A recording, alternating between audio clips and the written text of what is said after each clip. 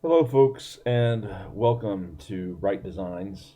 I'm here today to just talk about what Rite Publishing is doing and give you some, I might go a little retro today about what we've done in the past.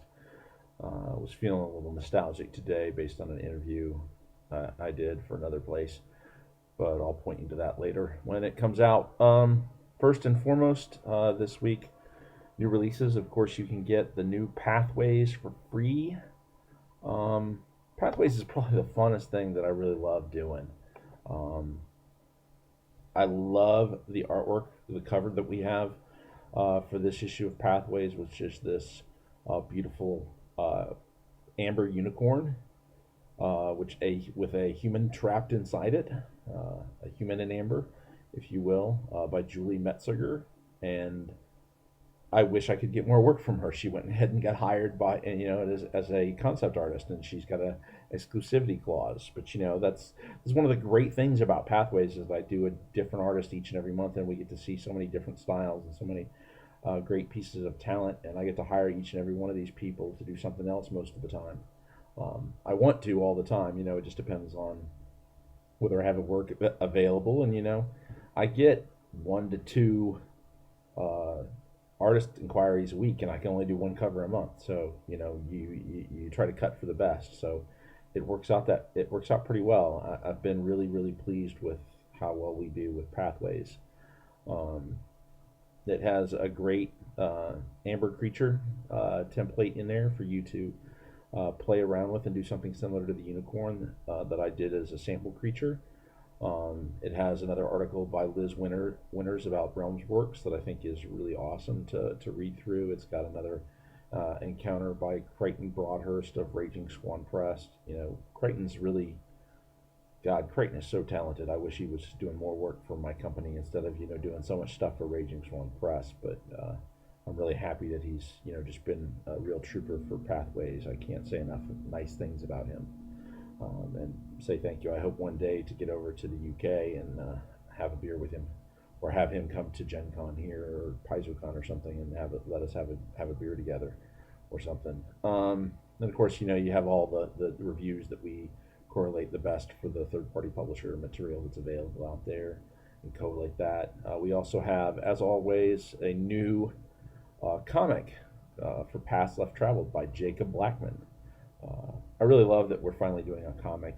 These are the things that I wanted to do over time with Pathways. Really grow it into what what Dragon Magazine was to me, and just have these really great articles and have some really great content. And one thing I always felt was missing was a comic, and now we have it, and it's just hilarious every time I get one from Jacob. It's just great, and it's a lot of fun. And Jacob's style is so suited to doing something uh, like this comic, and I think it just works really well, and it's just a lot of fun to watch him do it. And it's interesting to see the characters. We kind of bounce back and forth what he was going to do with these, and I really like how well rounded his characters are even at this early stage, and that he'll keep developing them through the story.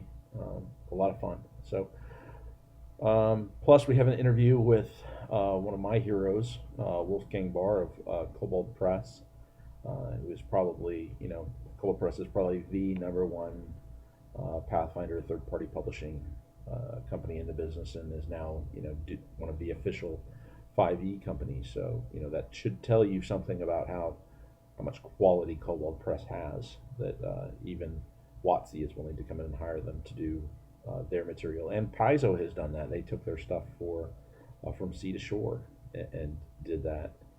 Uh, I can't say enough about how much of a fan of Wolfgang I am, and how much he's helped my company just from his advice and his insight. Just a really good guy who's always had the time for a lowly nobody like me. So I really appreciate him coming in and doing an interview for us, unpaid. This is Pathways is a uh, free easing, so it's a lot of fun to have him come in and do that. Um, Also released this week, along with Pathways, is uh, Pound 30 or Number 30, whatever you want to call it, the 30 Mercenary Companies. Um, this is done by Liz Smith, but she really brings out my love affair with books like Sir Arthur Conan Doyle's The White Company or Glenn Cook's The Black Company. Um, you know, all the stuff that you've ever read about, mercenary companies, from the deeds of Poxenarian to the free companies of Italy in history and so forth. Um, I just had a lot of fun reading through this. It's the second piece that we've had edited by our new editor, Savannah Broadway, and she did a really good job coming into this. And when I was reading through it while doing the layout, I didn't really have to make many corrections, even over that. That's almost proofreading stuff. You're still going to get that regardless of what, but there was nothing that stood out to me like a grievous error. I was really well pleased with what was going on here. Um, and I was really well pleased with the art that I got to pick for this. It really gave me a appreciation for some more classical painting that we did this from some public domain stuff from 1923 and before that had been published, and it really just comes out and really fits this book. And it's just really, I ended up being able to do a piece of artwork for nearly every page in the book, and I think it really shows out with these. And we've already got our first review in, and it came in 5 stars. So it's only $2.95. So get out there and check it out. It is for, I'll let you know, it is for the mass combat system for the Pathfinder role-playing game from Ultimate Campaign. It still has a lot of flavor and stuff like that, but the stats for it are for the mass combat system. So just be aware of that if you're purchasing that product. One of the previous week we released was something for the Diceless game, stepping away from Pathfinder for a minute, and I'll come back to that here before we close out. But Lucian's Guide, The Black Files, is what we released last week, and this has some really, really gorgeous artwork in it. And I worked closely with Rob Donahue with the artwork, and he really came back with this beautiful anthology piece almost called The Black Files, and it really, but he ties it all together so seamlessly. Rob is just, there's a reason Evil Hat is so successful, and one of those reasons is because of Rob Donahue. He's a really talented writer. He does really high quality work. Everybody's, we've gotten, I think, 2 or 3 reviews for that. No, just 1 review so far, but it's been 5 stars. And I've just been utterly pleased with, when I was reading through it, it was so easy to edit. He just does really great work, and the layout for it was seamless because of how closely Rob and I had worked together on how the artwork was going to work. And this is one of my more happy books, and it's already a best copper seller for us. That means we've made at least 50 copies at Drive Through RPG, and another 50 copies at RPG Now, and you've got over 100 copies sold, and it just makes me, and that's in a week's time, and that's a really good, usually you're looking for something like that within 30 days, and this makes me feel really good that we did it in the first week of sales. And that says a lot for the sustainability of the Diceless system, Lords of Gossamer and Shadow itself, and that we'll be continuing to do this, and that it's our strongest product line right now, if we don't count Hero Lab files for Pathfinder, which is another thing maybe we'll talk a little bit about another time, but not this week. But again, gorgeous artwork, gorgeous writing. I really recommend everybody check that out. I was excited to get it in, and I still, I just love every piece of it. I even got to add 2 little pieces of artwork to it there at the end, and I was just really, really pleased with this overall. Lucian's Guide to the Black Files. Check it out on Drive Through RPG as a PDF. Maps. Let's talk a little bit about maps. We're going to start with our newest one, and then I'm going to go back to our oldest one, and that's a good segue into our retro. Our newest map pack with the Rite map pack, Ocean Cave by Tommy Salama, who is a really talented guy who came to us from the Cartographers Guild, and does beautiful hand-drawn maps, is just a gifted layout artist. he does stuff quickly. He does stuff beautifully. He's been extremely reliable, extremely professional. He's been a gift of uh, for the industry in general. I've already seen his works for Raging Swan Press and Adventure Week. And I'm really pleased that he decided to. He gave us a map a little while back when we called City by the Sea. And I'm just really glad we have that kind of relationship with him. But this is a beautiful map that you can use for just explore for rituals by the sea, or a little hideaway cove. Um, it's just a really neat little cave system, and a little cave. I'm sorry, a single cave by the ocean. And Tommy's just gifted as the cartographer, and he's really going to grow and go places. Probably, in my opinion, it's as much talent, if not a little more, a little more refined. Tommy may be a little farther along when Jonathan Roberts first started, but Jonathan Roberts, he has just done the huge maps for the Song of Ice and Fire. He won the Annie for Best Cartography last year. It's just an amazing piece. I really can't say enough about uh, that kind of a product. It's just really awesome, and I was really pleased for Tommy with this one. And keep going. Speaking of Jonathan Roberts and speaking of maps, I'm going to go a little retro here on you and go all the way back to, let's say, uh, April of 2009. It's a lifetime ago for a publishing company. Fantastic maps, The Glass Balcony. This is a beautiful piece of a sword and a glass balcony over a set of rushing waterfalls. It was something we did for an AE map. Uh, at that time, he'd only done a couple maps for Wrath of the River King and Adventures in the Hyperborean Age, but it was like the second map that Jonathan had ever really done for us, and it was just really amazing. Um, the battle maps, and um, it was the first time you ever really saw the true gift of Jonathan Roberts. I think was when I saw this map. He took this ugly little sketch that I did and just turned it into a thing of beauty, and it's something to go back and take a look at if you haven't uh, purchased any of Jonathan's fantastic maps or any of the Rite map packs. Is to go back and take a look at this one and look at the evolution of his ability and skill. But this is where I think it really came out, because he was given the right thing at the right time, and it just came out so beautifully. It's one of my favorite pieces, and I actually have it as a uh, rollout map and laminated for my home game, because I've used it many, many times, and it's just a really, really neat piece. I'm really a big fan of it. It's just gorgeous. Um, a little retro again. Moving along a little, we'll move forward to say December 6th, 2009. One of our first pieces for the Pathfinder role-playing game is a little race called the Ironborn of Quest Haven.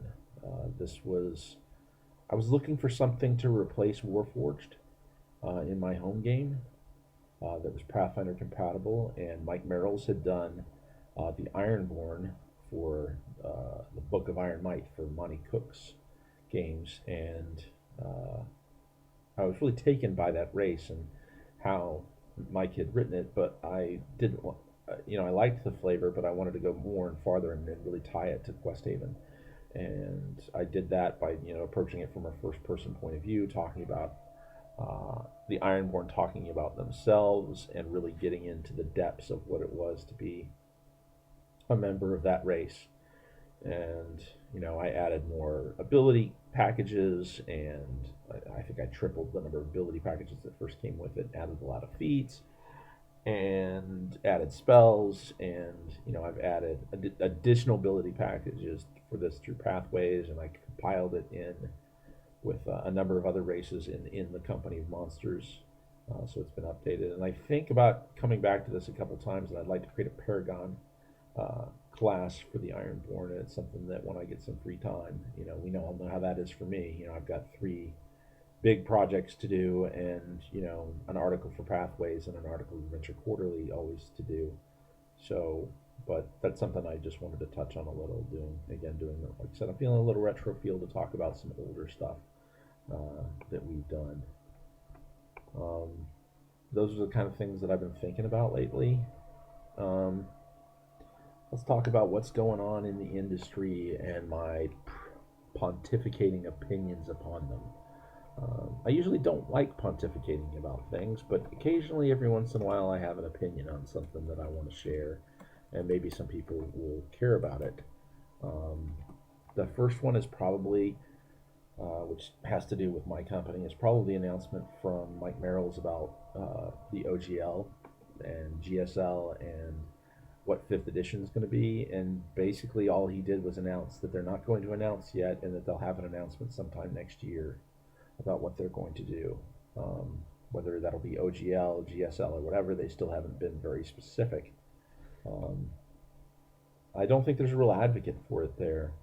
Um, I've never heard, considering that Mike Merrill's got his start with, really came to prominence with the OGL, I've been really surprised that he hasn't been a big proponent of it and pushing it. But, he's a design guy, that's a lawyer thing. And it took Ryan Dancy to be the lawyer last time to really push through the OGL. The GSL was a complete disaster. Again, that's just my opinion, but it's a lot of people can make that decision. I expect you're going to see something along the lines of what Goodman Games did, uh, and what Osric and the old school Revolution folks and Swords and Wizardry have done with the OGL, and doing a backwards compatible first edition, or what Goodman Games, coming back to them, did with fourth edition and some of their Dungeon Crawl Classic games.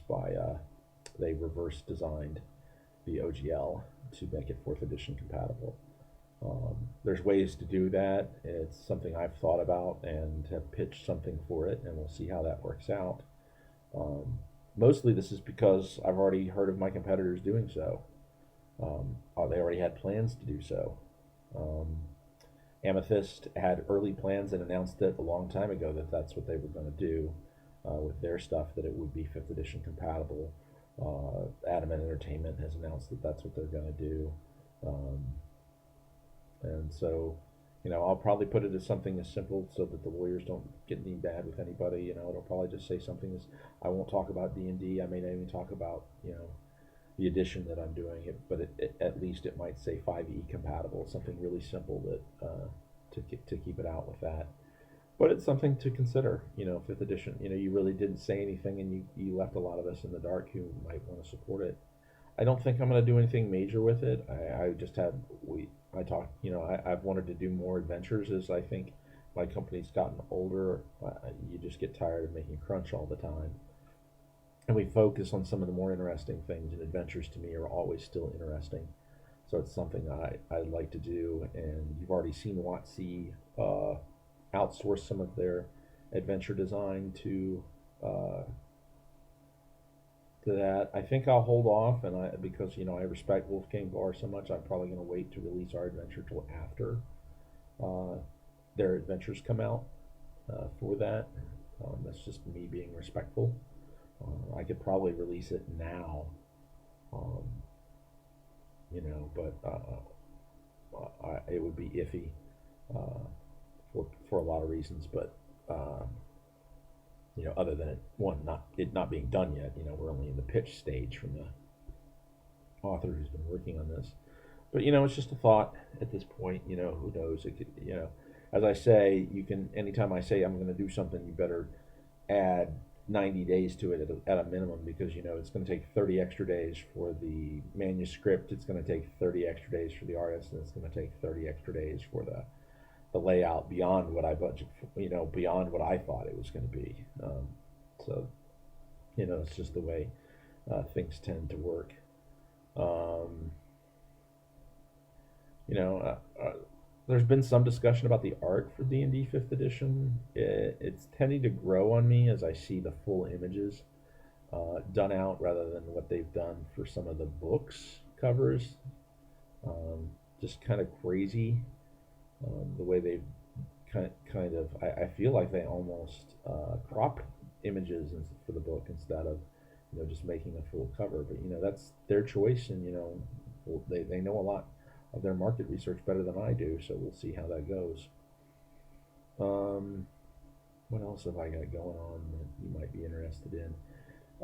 I have my home game that I'm running this weekend. It's part of the Quest Haven campaign setting, going through what used to be one of the Mithril Deep uh, mountain fortresses of the dwarves who used to live in the area that are been taken over by, since it was abandoned, or I should say, most people were kidnapped and taken from their homes by a very powerful witch slaver, but that's hardly mentionable here. But it's for bandits now who use it as a home base, um, with its that use the what we call the Emperor's pathways, to there are portals that allow the bandits to maneuver in and out of the mountain without having to expose themselves so easily just through the front gate. So it makes it, and they're really out on the fringes of civilization and all that as it is. So it makes it an interesting setting. I'm going to be interested to see what my players do with that. I'll keep you updated. It was really impressive. They got through the first opening. It was really rather a dangerous place. I got a really neat piece of artwork today that got me really excited. The cover for Nexopolis, I got to see the next work in progress piece that came in today. I suffered a bit of a disappointment the other day because one of our artists had to, very respectfully, and he did it before his deadline, and he gave me as much notice as possible, and he was really professional about it, had to drop off a project just because he had other contract work that was being renewed, that he wasn't prepared for. And sometimes you work for cooler people than me, and I totally understand that. If Paizo or WotC wants to hire you to do work, or a big video game company wants to hire you to do concept work, there's just bigger reasons than us. And when you're hiring freelancers, you have to make that exception as a publisher. And I'm excited for those people. You're disappointed that you're not going to get to work with them, but you're so pleased that that somebody's recognized their talent and skill that you recognized earlier. It makes you feel good inside, and that was something cool today. That it was also disappointing, but then I get a chance possibly to work with somebody I haven't worked with in a while, and I know I'm being all ambiguous here, and I'm sorry, but until we get everything battened down. But it gives you a chance to reach out to artists who you haven't got to work with because you've been working with other people, or who may not be available to work with you. It's just a lot of fun to reestablish those connections. Sometimes when you've moved in a different direction and now you're moving back towards it. So a lot of fun there. An interesting day overall. I want to thank everybody for joining me on Rite Designs. I'm going to keep this short today. I know normally I've done, here's what's going on with Rite Publishing and everything, but I thought maybe if I do these a little more frequently, I won't have to do some huge big summary about where we are and everything, and I can just kind of tell you about what I'm excited about and what I'm looking forward to. As for what's coming up, look for something called 101 Swamp Spells. Look for something called The Secrets of the Bravo. Look for the next Gossamer Worlds from Matt Bannock. I don't want to give away the name yet. It's probably going to be next week, though. That'll probably be our release. Next week will be another little Gossamer World from Matt Bannock. It's an interesting little piece, but I have to go through and edit it yet, so I don't want to give too much away about it, because who knows what I'll change. No, I hardly ever have to change anything with Matt Bannock. He's pretty awesome. I really like working with him. And thank you, folks. I will talk to all of you later. Bye.